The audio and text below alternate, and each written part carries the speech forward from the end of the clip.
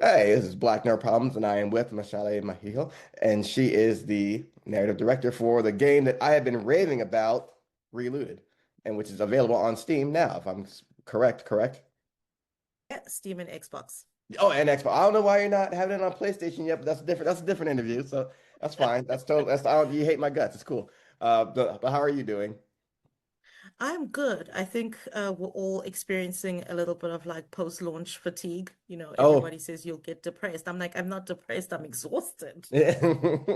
Because when talking with you guys, I was like, hey, it's just in the messaging of you guys, it felt like there was so much running around. I imagine a bunch of people like running around different in different directions and whatnot. But like I'm hoping it was a successful launch for you guys because this is a game this is what I've been waiting for. Everybody loves a heist. Everybody loves a heist until it's black people doing it, but we'll get to that later apparently. But like everyone like Yeah. the idea of a heist, and it's such a amazing idea where you have this team and it's a heist and they're stealing back African artifacts that were taken from African countries and cultures and people. And I'm like, yeah. And as soon as you guys dropped that, I saw so many other comic books talking about the same thing. There was Yeah. bronze faces on Image, and they're talking about taking like the Benin bronze, which you have in the game. And there's hmm also Finders Keepers, which is an indigenous woman taking back artifacts from different cultures that were stolen as well. And Isn't that there's a amazing level. when it's like the idea is out there somewhere and we're all like picking up this idea and exploring it in different Exactly. ways? There's a comic from 2013 as well. Like so even going so far back, like oh man, seeing all of it on page and all this like this for this reference, but then seeing like oh there's a video game where you can actually play through it. And I'm like all right, yeah, this is my kind of thing. So how I want to ask you, how did the well first how did the idea come up, and then also you're the narrative director, so how do you narrate that idea? So in 2017, our creative director and CEO, Ben, was in the UK with his parents, and he'd gone off to a game dev meetup, as you can imagine, and his parents went off to the museum. And when he met up with them after dinner, his mom was just surprised at the level of the audacity to take something like the Nirad monument Hmm. and move it brick by brick into the British Museum and then rebuild it again. And she, just jokingly said, "You should make a game about that." And he jokes that he's not a great enough game developer to make a game about stealing a building brick by brick Hmm. exciting. But he kept thinking about it and got to the idea of taking back African artifacts. And it was maybe 5, 6 years ago when he reached out to me and he said, "I'd love you to write the story." And I said to him, "I'm a novelist, I'm a comic book writer, I write children's books, I've never written a game." And he said, "It's okay. I think you're the right person for this." And so he told me it was a heist. And then told me it was taking back African artifacts. And I said, "Yeah, I'm in. Where do you need me? How much time do you need from me?" I didn't think it would be 5 years. But I basically started out by watching as many heist films as I can find Nice. from 1955's French film Rififi, and all the way to Baby Driver and all those other ones had to get set it off in the mix as well. So I watched a lot of heist films and then I started unpacking what makes it work. And for me, it was the team dynamics because a Mhm. heist is pretty much this is stock standard, but the ones that stood out for me were the team dynamics.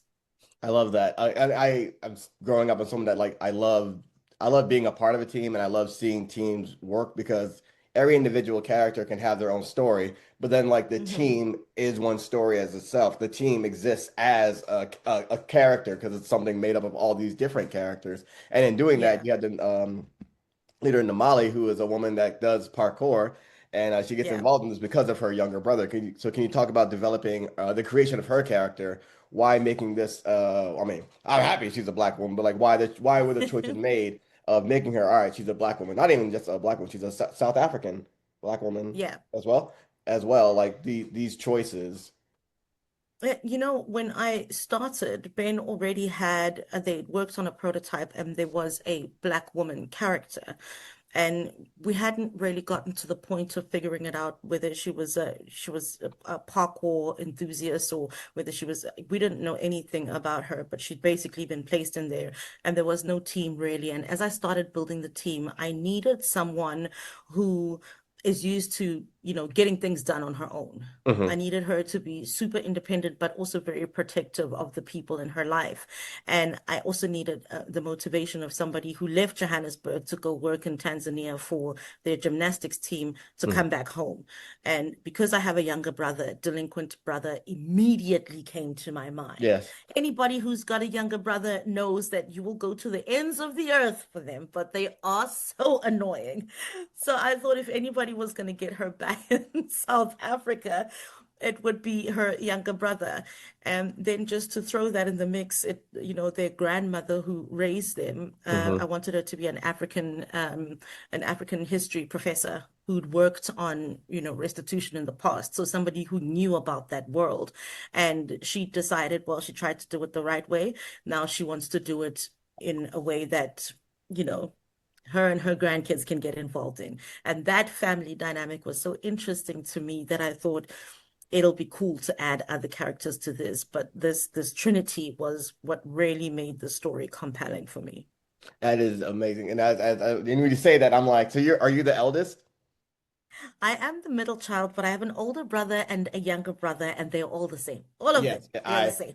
My sister is the eldest, and we're like, oh, younger brothers. I'm like, she has two. There's two of us. I'm the youngest brother, and she's the oldest, and then our brother in the middle. So when she just said that, I was like, That's you. That's I you. can't deny it. But in putting that team together, so you already have like her with the leader, the grandmother being the mastermind. I thought I was a brilliant reveal as we saw more of the video, and then so can you tell us more about the folks that make up the crew as well? Because all right, you got Namali, who's the sister and the leader, Hmm. her brother, and then her grandmother, and then she's being told about this idea, and we see it in the church. She's like, she wasn't with it at first. She's like, wait, you want trying to do what?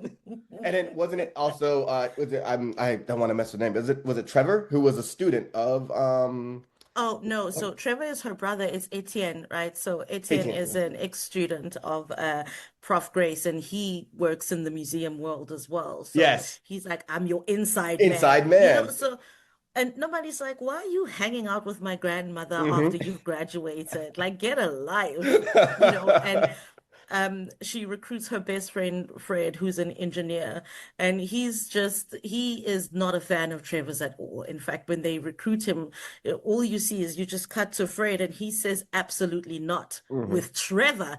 And you Hmm. just know, oh, okay, Trevor and Fred do not get along because that's Hmm. Normali's best friend, and he wants to protect her from herself. And then she recruits an acrobat that she met in the streets of Johannesburg during a little side quest.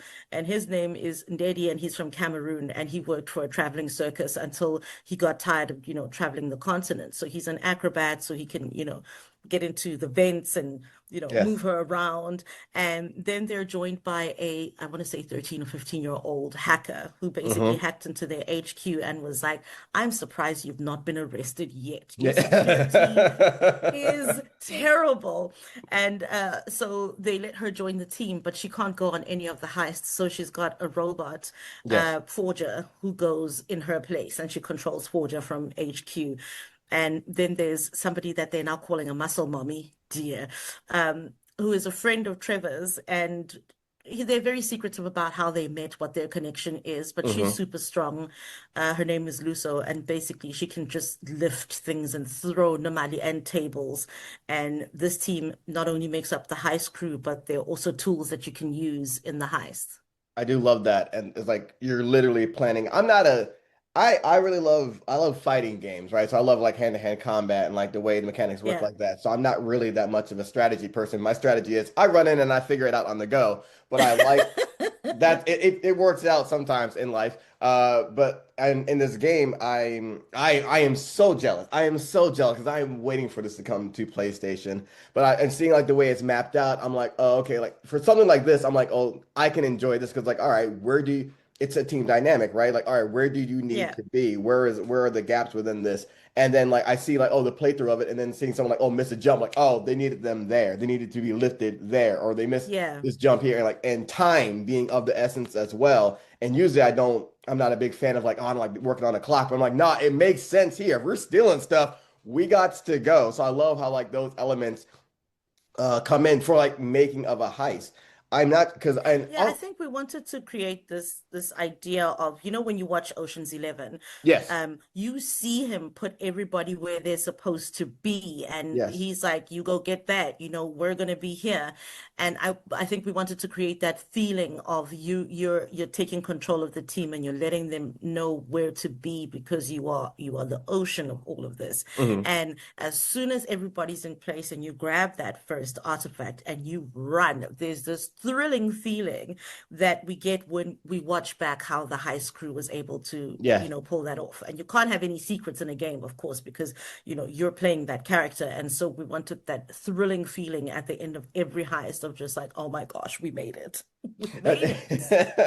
Like something you do because we were talking about like the heist, but like something that I didn't I knew it was gonna be an Afro-futuristic game. So I'm like, all right, this is dope. Like, that's a dope theme.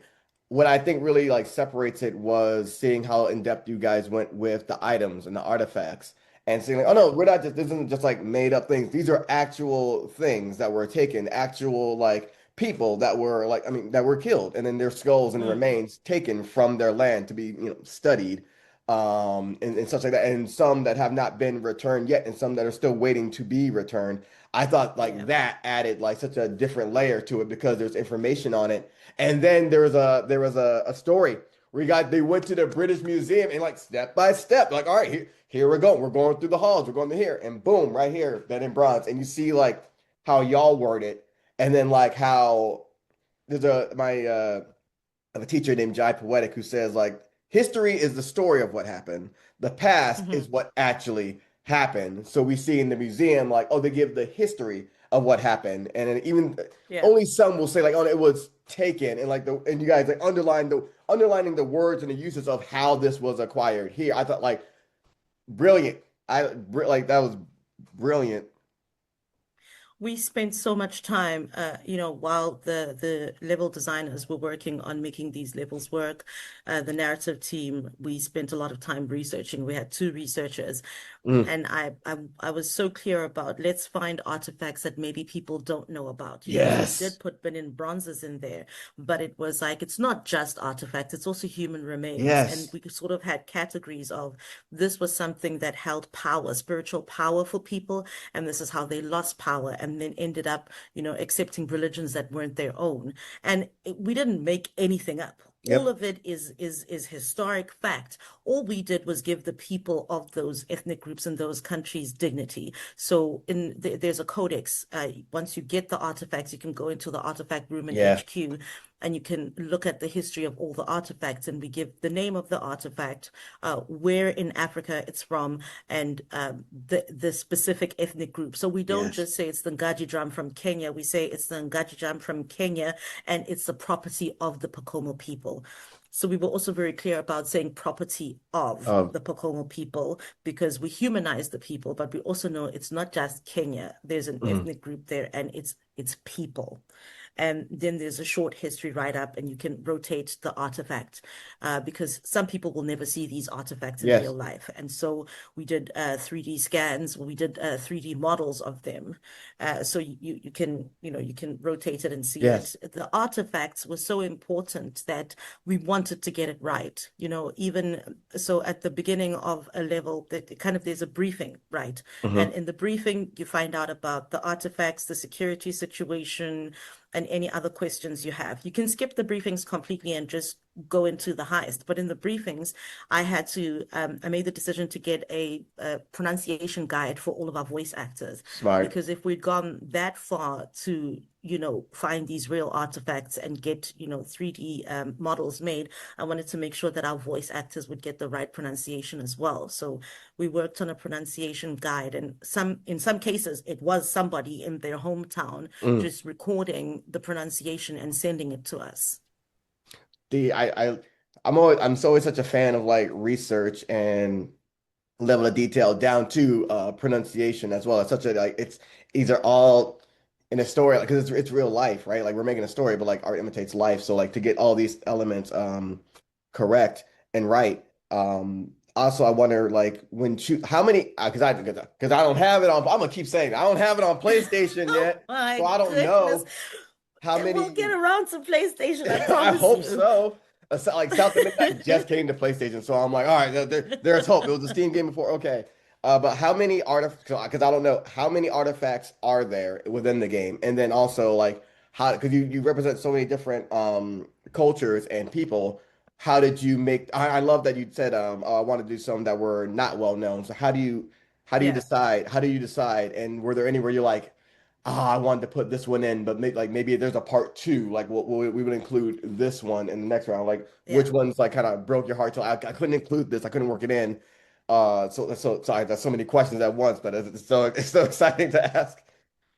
So we also do this thing in the game where if you're in the museum levels, you can walk past some artifacts that are not African artifacts, but are looted, and you can stand in front of it and a scannable pops up. So we got artifacts from different places in the world to say, listen, this is not just African Yes. artifacts that were looted, it's all over the world. So you can walk past the Amaravati stupa from India, and the scannable comes up, and you stand in front of it, and you get that information.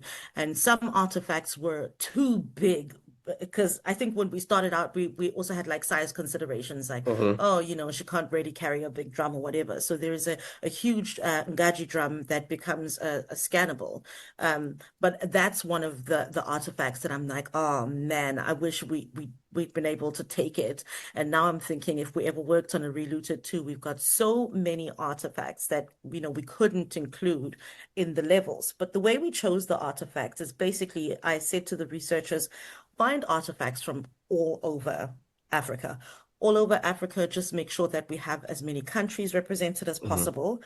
Um, and then there was no shortage of artifacts, I'll tell you that. But we got to a place where I was like, okay, now let's find the artifacts that have interesting stories, right? And so I made the example, I said, find me thrones and not teacups. And I made the example of if I Mm. walked into Buckingham Palace and I stole the king's, teacup and saucer, they'd be mad for sure. Maybe they put me in prison for a while. But if I stole the king's throne and his scepter or his crown, Yes. that's something that has got, that people of the land are deeply connected to and Yes. believe that it's something that is their right, something that speaks to who they are as a country, and. So I said, bring me the thrones. And so that's how we found them. That's how we were able to say, okay, these are the ones that have stories that say it wasn't just, gold and whatever. It was also the history of a people that was taken away. It Yes. was staffs that belonged to linguists in this community who passed on language. It was things that had the bones of people's ancestors that are now Yes. sitting in museums. And that's how we decided we wanted thrones and not teacups. That is that. That's such a cold line too. That's really that is cold. Oh man, there's so much about the game and just finding the history of it. And you worked on this. This is a, I guess, how many? What did you expect would be the length that you were going to work on it for? And then to see like it's about like what it was like 5, 6 years working Yeah. on it. How so? What was that like for you? We're like this. All right, like I guess to see like you built all it's an entire world building you did.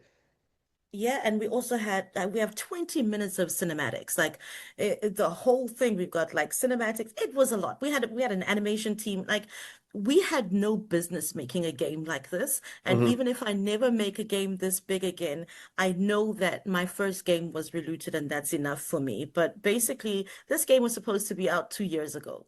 Yes. 2 Oh. years ago. And we just when you have not hit the sweet spot, and we just kept iterating and iterating. So if you look at the prototype and what we have now, it Hmm. almost feels like two different games because we had to make considerations of we need time to research. Also, Ben wanted a team that could do what he needed for this game, and a lot of us, it's our first game. And so Hmm. we were also becoming the game developers we needed to become. So we weren't just developing a game, we were also developing ourselves. It almost feels like we all attended the Relooted Academy of game dev almost. Ugh. I, I would like there need, I'm not making any jokes about them. Like, there's probably be a documentary about this, like the development of this. Like, it's like how thorough it is. And so you got this game. They're stealing back African artifacts. It's a heist Yeah. game.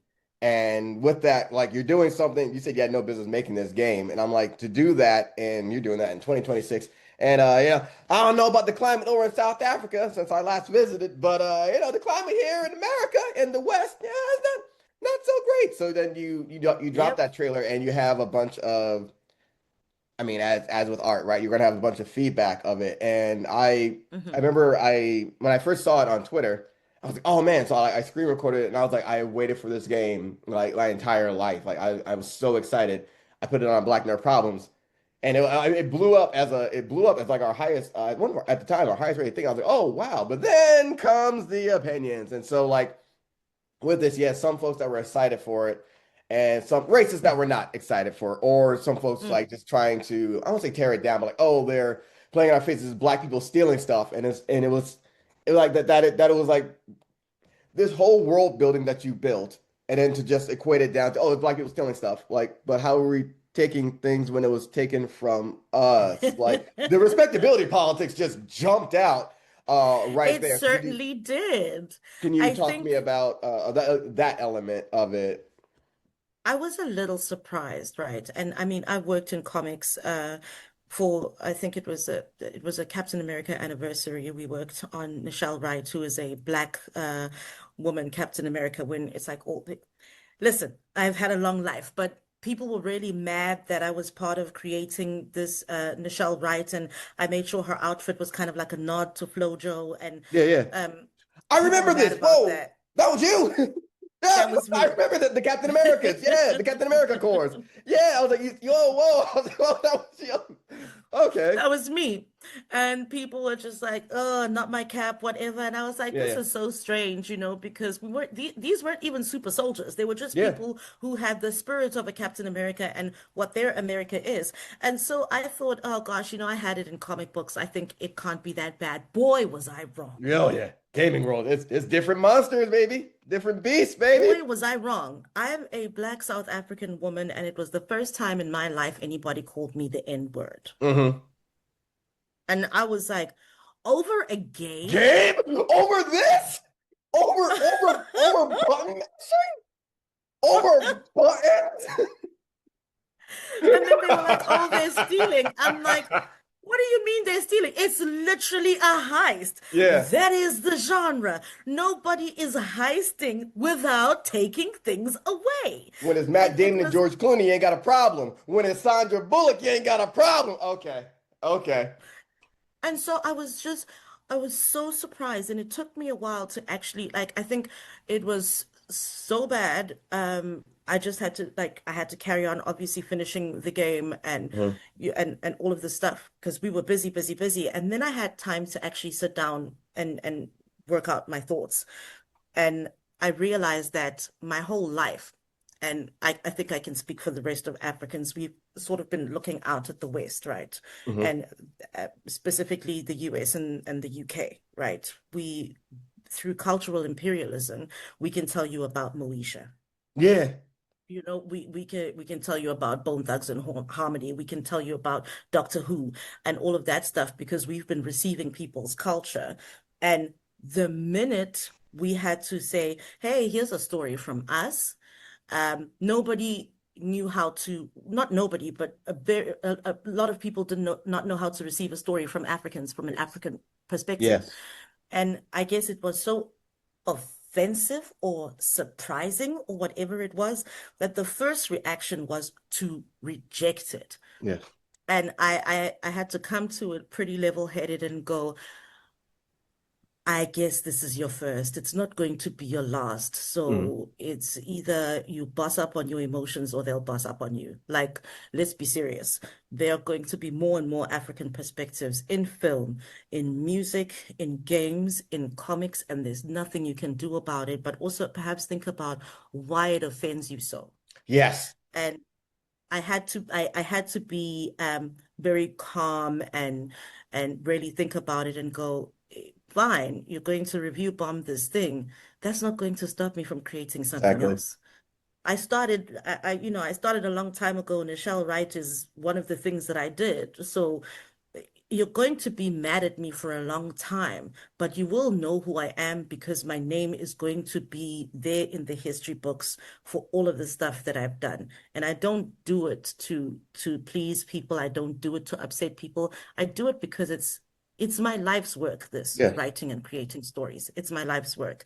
And once I made peace with that, I was like, they're going to stay mad again. They're going to stay mad. The a black woman having to be calm when the world calling her out of her name. Isn't that just so?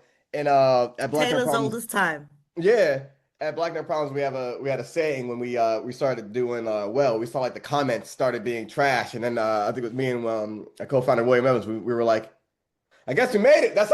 When the comments start being a dumpster fire, that's how you know you made it. And I did like that was a South African team that made this, and I saw like white folks, black folks there, and I saw one Yep. comment being like, "Oh, I hope this is like one because Ben is is he South African citizen as well?" So Yeah, he is. yeah, so a white South African citizen, and folks being like, "Oh, well, they're playing on our faces," and I'm like, I likened it to there's a really good quote by Mahogany Brown where she's like, she was like, I confused allies for accomplices. Allies will post like the square, the black square and everything like that. Accomplices will step in front of harm to like protect you, like accomplices. So I looked at it like Craig of the Creek, like, okay, this is a white dude that got on, had its idea for a story.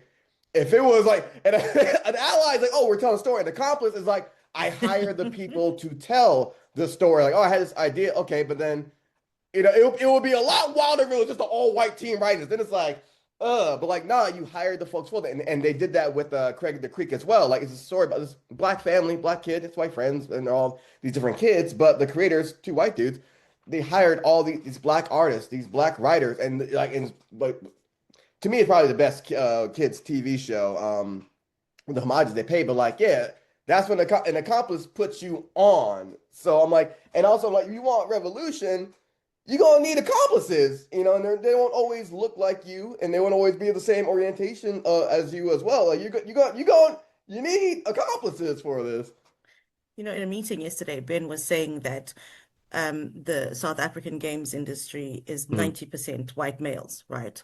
And when he knew he was going to make this game, he's like, I couldn't call on the people that are already in the industry. Mhm.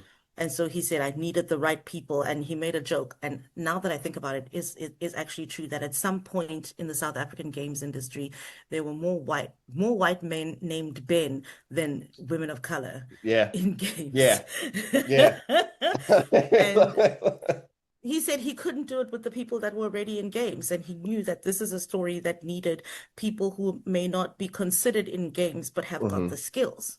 And that's what our team became. Actually, we became the team that the story needed.